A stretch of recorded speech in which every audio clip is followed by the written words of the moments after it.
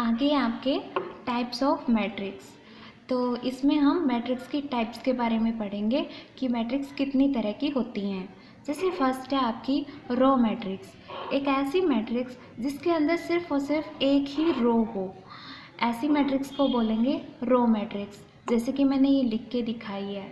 अब इस टाइप के मैट्रिक्स का ऑर्डर क्या होता है, अब इसमें सिर्फ रिस्ट्रिक्शन क्या लगाई है कि एक रो होगी, कॉलम कितने भी हो सकते हैं। तो इस टाइप के जितनी भी मैट्रिक्स होंगी उनका ऑर्डर होएगा 1/n टाइप का।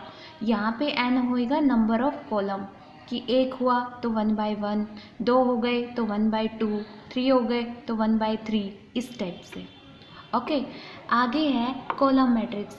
इसी टाइप से जैसे रो मैट्रिक्स थी तो उसमें सिर्फ एक रो थी, तो आगे कॉलम में क्या होएगा, सिर्फ एक ही कॉलम होएगा, तो ऐसी मैट्रिक्स को बोल देंगे हम कॉलम मैट्रिक्स।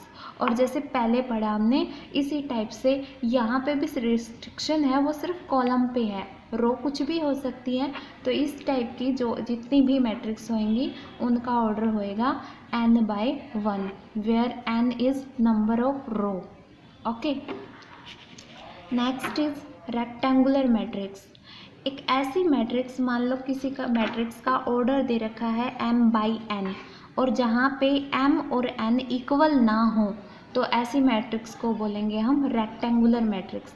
जैसे कि 1 2 3 4 5 6, तो यहाँ पे क्या है, नंबर ऑफ रोज है 2 और नंबर ऑफ कॉलम्स है 3, तो इसका ऑर्डर क्या हो गया 2/3। Here 2 and 3 are not equal, so this matrix is rectangular matrix.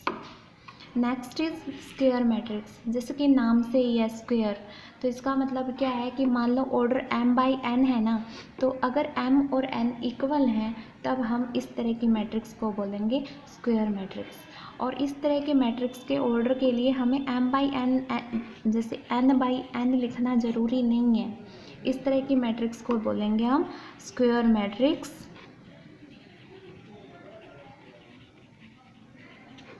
Of order n। Next type है आपकी डायगोनल मैट्रिक्स। एक ऐसी मैट्रिक्स जिसके अंदर सिर्फ डायगोनल एलिमेंट्स को छोड़ के बाकी सारे जितने भी एलिमेंट्स हैं वो सारे जीरो हों। जैसे कि यहाँ पे क्या है, डायगोनल है 1 2 3। अब इसको छोड़ के ऊपर वाले और नीचे वाले जितने भी एलिमेंट्स हैं वो सारे जीरो हैं। एक चीज़ नोट करिए आप, यहाँ पे फर्स्ट तो लिखा है स्क्वायर मैट्रिक्स, यानी कि हम सिर्फ और सिर्फ स्क्वायर मैट्रिक्स को ही जज कर सकते हैं कि वो डायगोनल मैट्रिक्स बनेगी कि नहीं बनेगी। सेकंड क्या बोला है कि non diagonal elements are zero, यानी कि रिस्ट्रिक्शन इन पे तो पक्की लगी है कि ये तो पक्का जीरो ही होंगे, पर डायगोनल के बारे में कुछ नहीं बोला है, ये जीरो हो भी सकते हैं और नहीं भी हो सकते। तो अगर इनमें से कोई जीरो हो भी जाए तो भी ऐसे मैट्रिक्स को हम डायगोनल मैट्रिक्स ही बोलेंगे। और इसकी नोटेशन क्या होएगी, डायगोनल DIAG, और स्क्वायर ब्रैकेट में हम ओनली डायगोनल एलिमेंट्स को लिख देंगे। इस तरह के मैट्रिक्स को बोलेंगे डायगोनल मैट्रिक्स। आगे है आपकी स्केलर मैट्रिक्स। एक ऐसी मैट्रिक्स जिसके अंदर जो ये डायगोनल एलिमेंट्स हैं ना वो सारे के सारे इक्वल हों, और ऊपर और नीचे के जितने एलिमेंट्स हैं वो सारे जीरो हों। देखो यहाँ पे भी ये नहीं बोला कि ये जीरो नहीं हो सकते, ये जीरो हो सकते हैं, पर क्या होना चाहिए, बस ये जितनी भी डायगोनल एंट्रीज हैं उनको बराबर होना चाहिए। ओके, और ऊपर और नीचे वाले सारे एलिमेंट्स जीरो होने चाहिए। यहाँ पे भी स्क्वायर मैट्रिक्स वाली रिस्ट्रिक्शन लगी है, तो सबसे पहले मैट्रिक्स को ये चेक कर लेना कि वो स्क्वायर मैट्रिक्स है, उसके बाद चेक करना कि स्केलर बनेगी कि नहीं बनेगी। इस तरह की मैट्रिक्स को बोलेंगे स्केलर मैट्रिक्स। आगे है आइडेंटिटी मैट्रिक्स। ऐसी मैट्रिक्स जिसके अंदर डायगोनल एलिमेंट्स रहते हैं ना वो 1 के इक्वल हों, और ऊपर और नीचे वाले जितने एलिमेंट्स हैं वो सारे जीरो हों, तो इस तरह की मैट्रिक्स को बोलेंगे आइडेंटिटी। और ऑफ कोर्स यहाँ पे भी आपको स्क्वायर मैट्रिक्स चेक करनी पड़ेगी।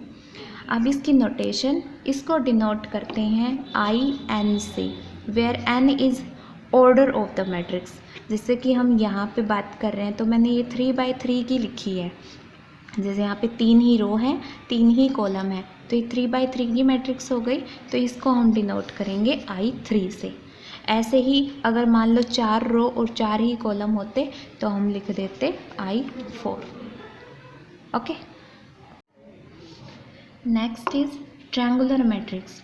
अब ट्रायंगुलर मैट्रिक्स दो तरह की होती है, अपर ट्रायंगुलर मैट्रिक्स और लोअर ट्रायंगुलर मैट्रिक्स।